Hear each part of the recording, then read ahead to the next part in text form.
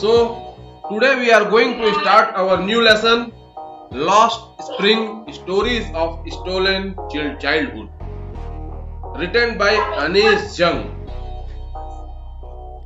I will tell you about the Anis Jung. Anis Jung was born in Rourkela and spent her childhood and adolescence in Hyderabad. She received her education in Hyderabad and in the United States of America. Her parents were both writers. Anis Jung began her career as a writer in India. She has been an editor and columnist for major newspapers in India and abroad, and has authored several books. The following is an excerpt from her book titled Lost Spring Stories of Stolen Childhood.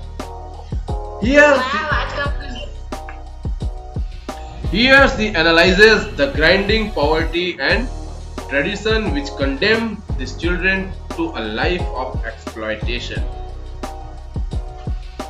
So, story starts from: sometimes I find a rupee in the garbage. Why do you do this?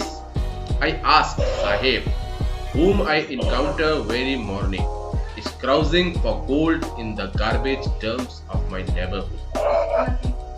Sahib left his home long ago, set amidst the green fields of Dhaka. His home is not even a distant memory.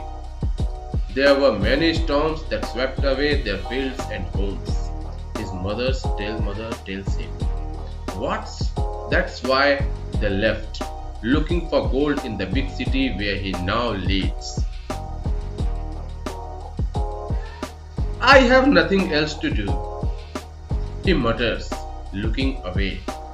Go to school? I say glibly, realizing immediately how hollow the advice sounds. There is no school in my child neighborhood. When they build one, I will go. If I start a school, will you come? I ask, half joking. Yes, he says, smiling broadly. A few days later, I see him running up to me. Is your school ready?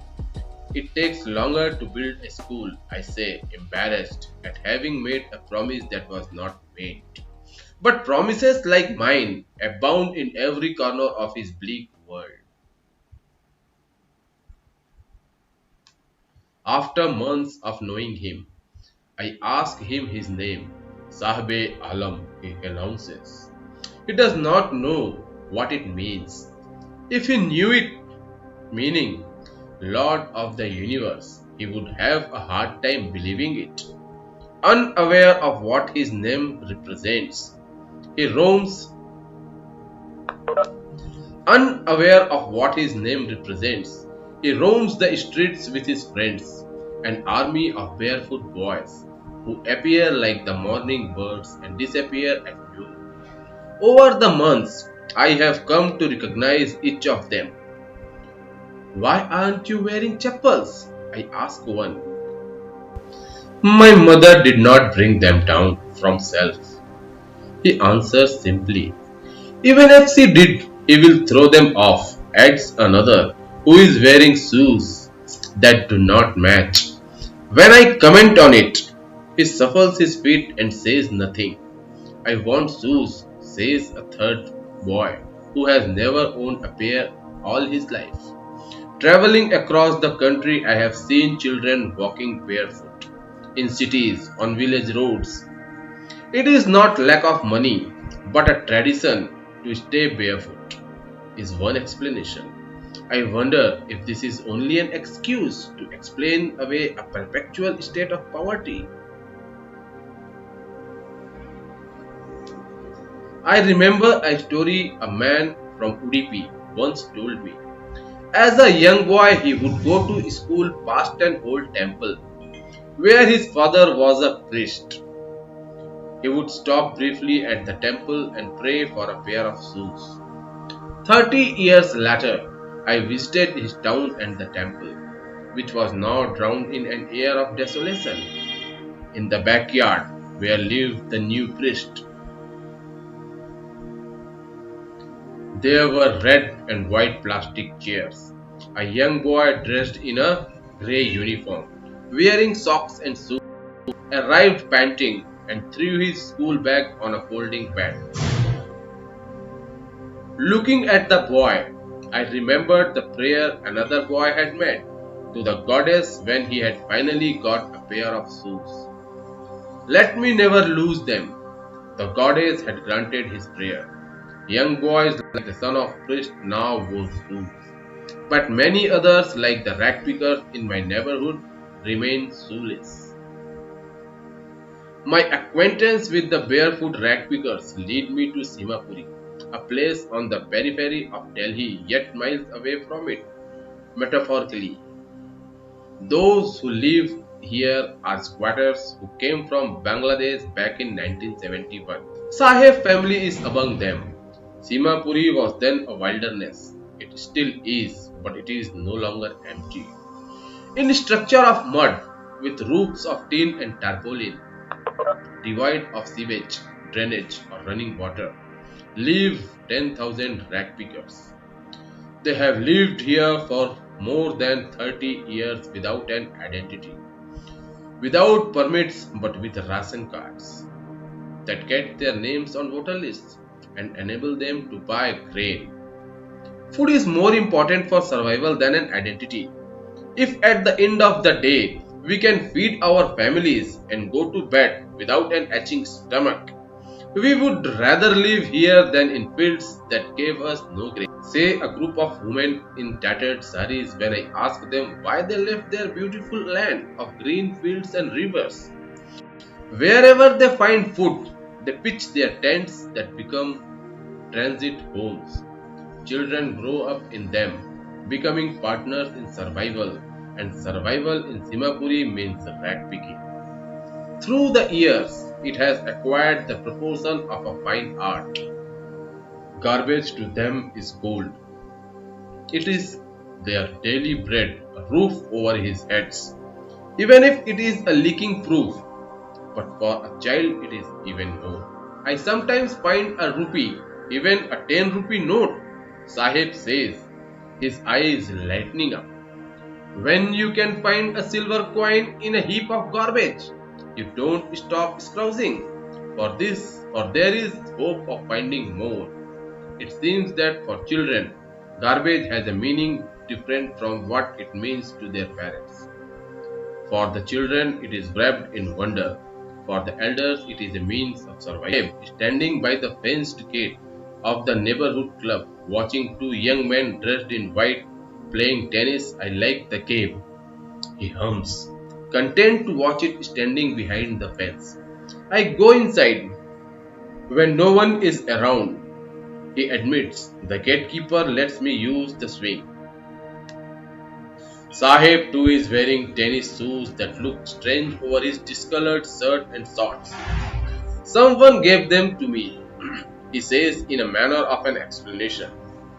The fact that they are discarded shoes of some rich boy who perhaps refused to wear them because of a hole in one of them does not bother him. For one who has walked barefoot, even shoes with a hole is a dream come true. But the game he is watching so intently is out of his reach. This morning, Sahib is on his way to milk booth. In his hand is a steel canister. I now work in a tea stall down the road, he says, pointing in the distance. I am paid 800 rupees and all my mates. Does he like the job? I ask. His face, I see, has lost the carefree look.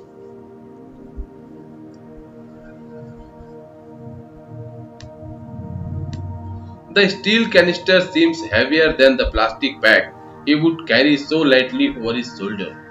The bag was his. The canister belongs to the man who owns the tea shop. Sahib is no longer his own master. Second story. I want to drive a car. Mukesh insists on being his own master. I will be a motor mechanic, he announces. Do you know anything about cars? I ask. I will learn to drive a car, he answers. looking straight into my eyes. His dreams looms like a mirage amidst the dust of streets that fill his town Firozabad, famous for its bangles. Every other family in Firozabad is engaged in making bangles. It is the center of India's glass blowing industry where families have spent generations working around furnaces, welding glass, making bangles for all the women in the land, it seems. Mukesh's family is among them. No one of them know that it is illegal for children like him to work in the glass furnaces with high temperatures. In dingy cells without air and light, that the law, if enforced, could get him and all those 20,000 children out of the hot furnaces where they slog their daylight hours, often losing the brightness of their eyes. Mukesh's eyes beam as he volunteers to take me home, which he proudly says is being rebuilt. We walk down sticking lanes choked with garbage, past homes that remains hovels with crumbling walls. Wobbly doors, no windows, crowded with families of humans and animals coexisting in a primeval state. He stops at the door of one such house, bangs a wobbly iron door with his foot, and pushes it open. We enter a half-built shack. In one part of it, thatched with dead grass, is a firewood stove over which sits a large vessel of sizzling spinach leaves. On the ground, in large aluminium platters, are more chopped vegetables. A frail young woman is cooking the evening meal for the whole family. Through eyes filled with smoke, she smiles. She is the wife of Mukesh's elder brother. Not much older in years, she has begun to command respect as the Bahu, the daughter-in-law of the house, already in charge of three men, her husband, Mukesh, and their father. When the older man enters, she gently withdraws behind the broken wall and brings her veil closer to her face. As custom demands, daughters-in-law must veil their faces before male elders. In this in this case, the elder is an impoverished bangle maker. Despite long years of hard labor, first as a teller, then a bangle maker, he has failed to renovate a house, send his two sons to school. All he has managed to do is teach them what he knows, the art of making bangles. It is his karam, his destiny, says Mukesh's grandfather, who has watched her own husband go blind with the dust from polishing the glass of bangles. Can a God-given lineage ever be broken? She implies. Born in the caste of bangle makers, they have seen nothing but bangles. In the house, in the yard, in the every other house, every other yard, every street in Firozabad. Spirals of bangles, sunny gold, paddy green, royal blue, pink, purple, every color born out of seven colors of the rainbow,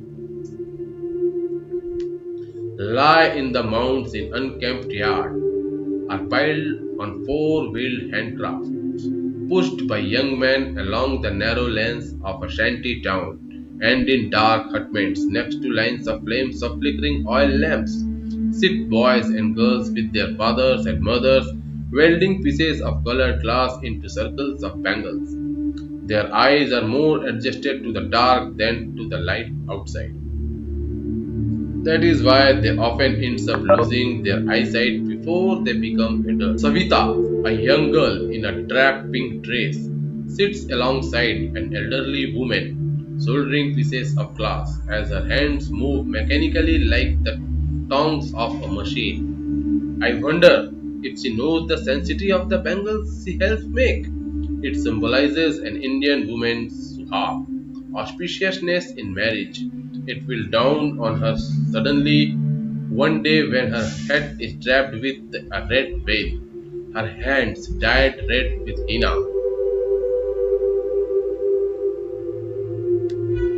and red bangles rolled into her wrist. She went then become a bride. Like the old woman beside her who became one many years ago. She still has bangle on her wrist, but no lights in her eyes. एक वक्त से बाहर खाना भी नहीं खाया.